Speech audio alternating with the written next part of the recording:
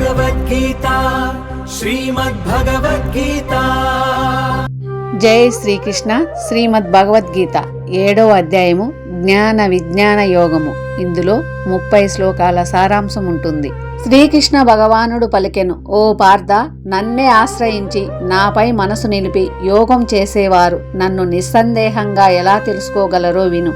నీకు అనుభవపూర్వకమైన జ్ఞానాన్ని వివరిస్తాను. ఇది తెలిస్తే ఇక తెలుసుకోవాల్సింది ఏదీ ఉండదు. వేల సంఖ్యలో ఉన్న మనుషులలో ఎవరో ఒకరు మాత్రమే సిద్ధి కోసం ప్రయత్నిస్తారు. అలా ప్రయత్నించే వారిలో కూడా నన్ను యథార్థంగా తెలుసుకునేది ఒకరో ఇద్దరో మాత్రమే.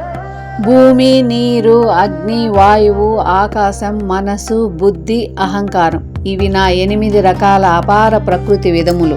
ఓ మహాబాహుడవైన అర్జున, ఇది తక్కువ రకానికి చెందినది. దీనికంటే భిన్నమైనది, ప్రాణస్వరూపమైనది, జగత్తును ధరించే నా చైతన్యం గురించి తెలుసుకో. సమస్త భూతాలు ఈ 2 ప్రకృతుల నుండే పుడుతున్నాయి. ఈ జగత్తు సృష్టికి, లయలకి నేనే మూల కారణాన్ని.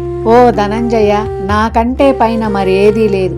దారంతో ముత్యాలను గుచ్చబడినట్లుగా ఈ విశ్వమంతా నాలోనే పరుచుకుని ఉంది. ఓ కుంతీపుత్ర, నీటి యందు రుచిని నేను, సూర్యచంద్రులలో వెలుగును నేను, వేదాలలో ఓంకారాన్ని నేను, ఆకాశంలో శబ్దాన్ని, మనుషులలో పౌరుషాన్ని నేనే, భూమిలో పవిత్రమైన వాసనను, అగ్నిలో తేజస్సును, సమస్త ప్రాణులలో ప్రాణశక్తిని, తపస్సులలో తపస్సును నేనే. ఓ పార్థ, అన్ని భూతాలకు సనాతనమైన బీజం నేనే. బుద్ధిమంతులలో బుద్ధిని, తేజస్వంతులలో తేజాన్ని నేనే. ఓ భరతవంశ శ్రేష్ఠుడా, బలవంతులలో కామరాగ రహితమైన బలమును నేనే. ధర్మానికి విరుద్ధం కాని కోరికను నేనే.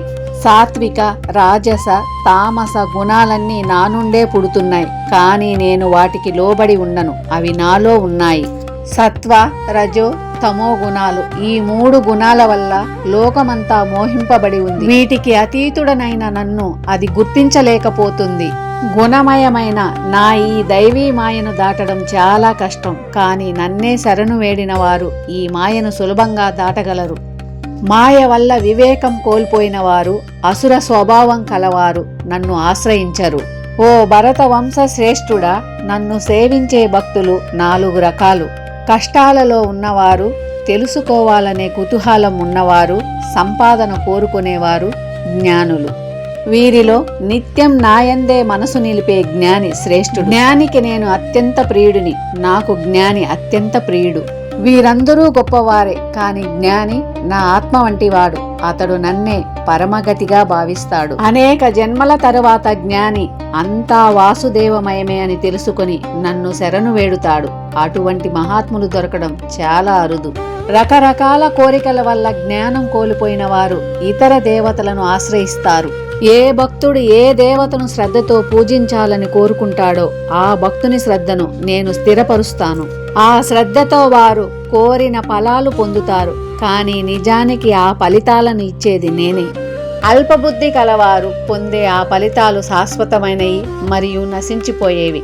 దేవతలను పూజించేవారు ఆయా దేవతలను చేరుకుంటారు. కానీ నా భక్తులు శాశ్వతంగా నన్నే చేరుకుంటారు.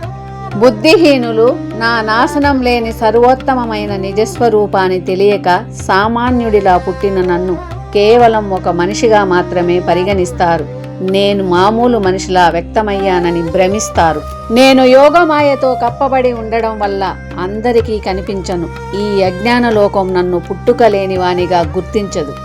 ఓ అర్జున, దేవదేవుడనైన నేను గతించిన వర్ధమానంలో ఉన్న, భవిష్యత్తులో ఉండబోయే సమస్త ప్రాణులు నాకు తెలుసు. కానీ నన్ను ఎవరూ తెలుసుకోలేరు. ఓ భరత వంశీయుడా, పరంతప, రాగద్వేషాల వల్ల కలిగే ద్వంద్వ మోహంలో పడి ప్రాణులన్నీ సంసారంలో తిరుగుతున్నాయి. పాపాలు నశించి పుణ్యకర్మలు చేసేవారు ద్వంద్వ మోహం నుండి విడివడి నన్ను దృఢ నిశ్చయంతో భజిస్తారు. ముసలితనము మరియు మృత్యుల నుండి ముక్తిని పొందుటకై నన్ను ఆశ్రయించేవారు ఆ బ్రహ్మమును, సంపూర్ణ ఆధ్యాత్మికతను, కర్మతత్వాన్ని తెలుసుకుంటారు. నన్ను అధిభూత, అధిదైవ, అధి యజ్ఞ స్వరూపంగా ఎవరు తెలుసుకుంటారో వారు మరణకాలంలో కూడా నన్ను స్మరిస్తూ నాలోనే ఉంటారు. శ్రీమద్ భగవద్గీత 7వ అధ్యాయము జ్ఞాన విజ్ఞాన యోగంలో 30 శ్లోకాల సారాంశము. ఈ అధ్యాయం యొక్క భావాన్ని వివరించడంలో ఏదైనా పొరపాట్లు లేదా తప్పులు దొర్లి ఉంటే క్షమించగలరని వేడుకుంటున్నాను. భగవంతుడి కృపతో అందరికీ ఈ దివ్య జ్ఞానం లభించాలని కోరుకుంటూ సెలవు. జై శ్రీకృష్ణ.